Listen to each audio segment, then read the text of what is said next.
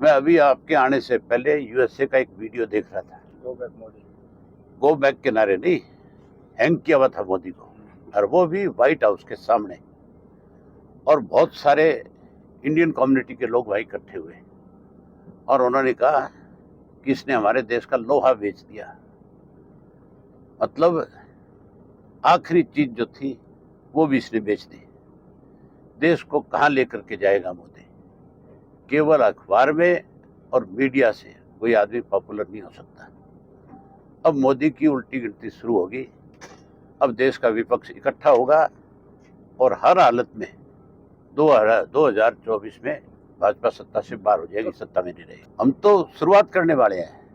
हमने तो फतेहाबाद रैली से शुरुआत करी थी, आप लोग वहां मौजूद थे। इसकी शुरुआत चौधरी ओम प्रकाश चौटाला ने करी है। ये हर हालत में बनेगा और ऐसा महागठबंधन बनेगा कि इसके आगे भाजपा जो ठहर नहीं पाएगी। भाजपा तो आज की तारीख में भी परसेंटेज ऑफ वोट के हिसाब से सत्ता में नहीं रह सकती, क्योंकि सारा वोट जो है 35 से 37% मिला है। 63% वोट जो है भाजपा के खिलाफ है।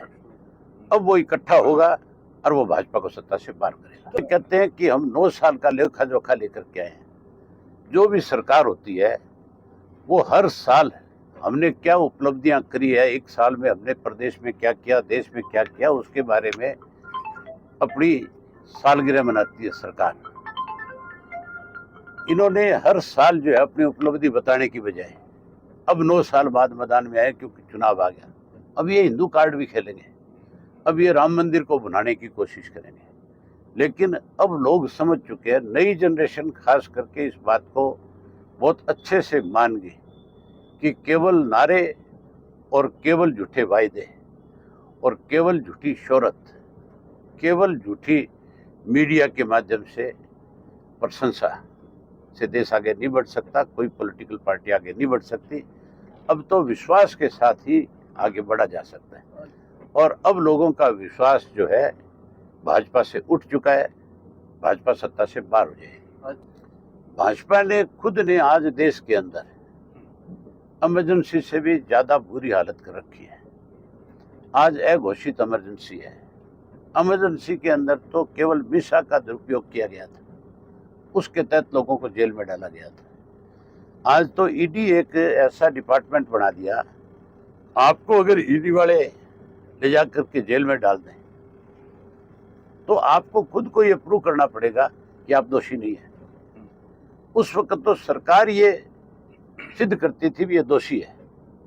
अब तो ऐसा एक कानून बन गया इस देश में कि जिसके खिलाफ मुकदमा दर्ज हो गया वो अपने आप को साबित करे कि भी मैंने दोष नहीं किया है।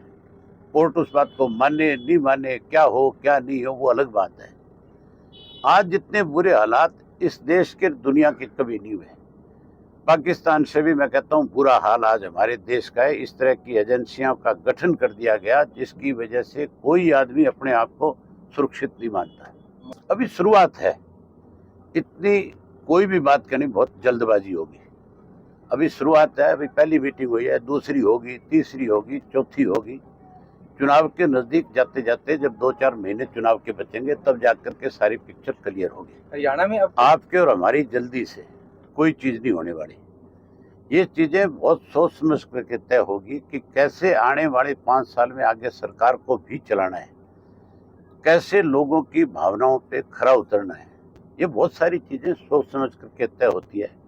घर का फैसला भी एक दिन में नहीं हुआ करता। ये तो देश का फैसला है और देश के अलग अलग राजनीतिक दलों का फैसला है। बहुत से राजनीतिक दलों में आज भी आपस में मतभेद हैं, लेकिन भाजपा को सत्ता से बाहर करने के लिए कहीं स्वार्थ से भी ऊपर उठना पड़ेगा, कहीं उन मतभेदों को भी भुलाना पड़ेगा।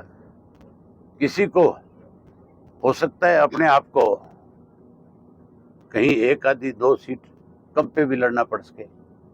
ये सारी चीजें आपस में तय करने में समय लगेगा, होगा जरूर। अब मुझे ये बताओ गुटबाजी थी कब नहीं? इस कांग्रेस ने, हरियाणा वाली ने वर्चस्व की लड़ाई लड़ी है, लोगों की लड़ाई नहीं। अगर लोगों की लड़ाई लड़ते तो आज कांग्रेस हरियाणा की हाशिए पे नहीं होती। आज भूपेंद्र सिंह हुड्डा अकेला कहता था मैं चीफ मिनिस्टर का दावेदार हूं, जो इनका नया प्रभारी है बावरिया, उसकी आज की स्टेटमेंट है, आप पढ़ लो, देख लो। उसने कहा कि एक नहीं तीन है, चौथी का नाम नहीं लिया वो रुष्ट हो जाएगी। किरण भी तो अपने आप में चीफ मिनिस्टर की दावेदार है, कुलदीप भी दावेदार था। कुलदीप को दिखा कि तेरा दाव नहीं लगेगा, छोड़ के भाग गया। अब कांग्रेस छोड़ के भागने के बाद तो कुलदीप हाशिए पे आ गया। भाजपा ने जितना बड़ा धोखा कुलदीप के साथ किया है, ये हमेशा जिस भी पार्टी के साथ रहे हैं उस पार्टी की पीठ में इन्होंने इसी तरह छुरे घूमे हैं। इसलिए भाजपा से लोगों का विश्वास खत्म होता जा रहा है। एनडीए टूटता जा रहा है कि नहीं टूटता जा रहा है, खत्म होता जा रहा है। यही कारण है कि बड़ी पार्टी है और वो छोटी पार्टियों को खत्म करना चाहती है। कहावत है, बड़ी मछली छोटी मछली को खाती है। ये अपने आप का व्हेल मछली मानते हैं, ये खाने की कोशिश में है। लेकिन कभी भी अक्षत्रिय दल खत्म नहीं हुए, अक्षत्रिय दल ज्यादा उभर करके आते हैं। लोगों का विश्वास अक्षत्रिय दलों पे ज्यादा होता है। आज हमने हरियाणा प्रदेश में जो भी कोई वायदे हमारी टाइम में किए, हमने उनको पूरा किया, तभी आज तक लोगों का ज्यों का त्यों विश्वास हमारे ऊपर है। और अब फिर हम जो बात लोगों के बीच में कह रहे हैं, लोग उस बात के ऊपर भरोसा करते हैं और उम्मीद करते हैं कि अगर हम सत्ता में आएंगे तो हम उनके बीच में जो बातें कह रहे हैं हम उनको पूरा कर देंगे।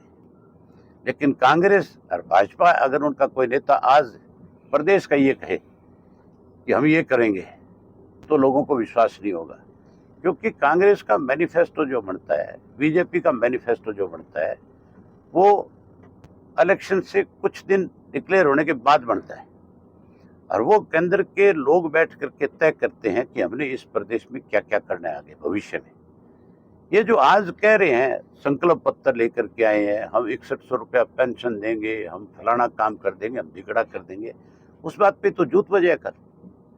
इसी पे ही तो कल शोर मचा आपस में कि तुम कौन होते ये कहने वाले, तुम्हें अधिकार किसने दे दिया। ये सिर्फ रीजनल पार्टी के लोग कह सकते हैं खुल करके कि हम सत्ता में आएंगे तो ये करेंगे और हमें कोई रोक नहीं सकता करते हुए। चौधरी देवीलाल ने कर्जा माफी की बात करी, पेंशन की बात करी। चौधरी देवीलाल ने 5100 रुपये गरीब की बेटी को कन्यादान देने की बात करी। किया कि नहीं किया? सारे कहते थे ये नहीं हो सकता, लेकिन कर दिया। आज हम जो वायदा कर रहे हैं हम उनको पूरा करेंगे। हमारा कोई हाथ थोड़ा ही पकड़ लेगा। ये तो हमारी पार्टी का फैसला है, हमारा फैसला है। जिस दिन राज बन जाएगा उसको इम्प्लीमेंट कर देंगे।